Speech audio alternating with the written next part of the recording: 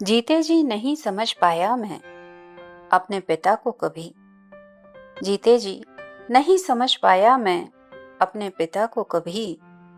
उन्हें परखता रहा, उनके कठोर निर्विकार चेहरे, खुरदुरे बोल और असंख्य झिड़कियों से ही माँ की ममता की बरगद सी घनी छाया में छुपा ही रह गया हमेशा पिता के स्नेह का आकाश।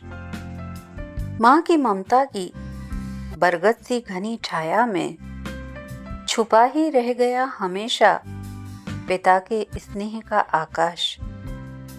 माँ के बरक्स पिता हमेशा एक असहज उपस्थिति ही लगे, घर के भीतर और घर के बाहर, यहाँ तक कि सपनों में भी।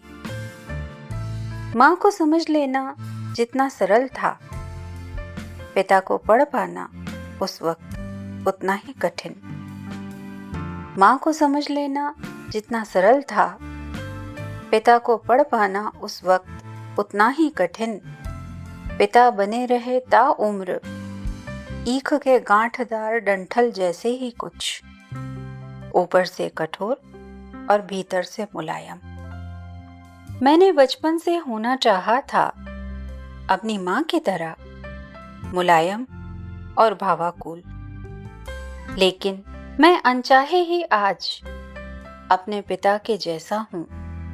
भीतर समेटे तमाम भावनाएं घर में एक तटस्थ उपस्थिति जैसा, जैसे मैं उनके जीते जी रहा था पिता के साथ। मेरे बच्चे भी आज मुझसे कुछ वैसे ही फासले पर खड़े हैं जैसे मैं उनके जीते जी रहा था पिता के साथ।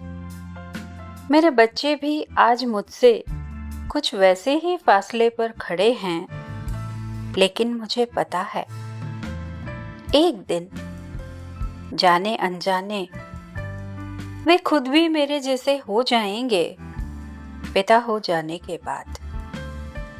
लेकिन मुझे पता है एक दिन जाने अनजाने वे खुद भी मेरे जैसे हो जाएंगे पिता हो जाने के बाद। पिता हो जाने के बाद।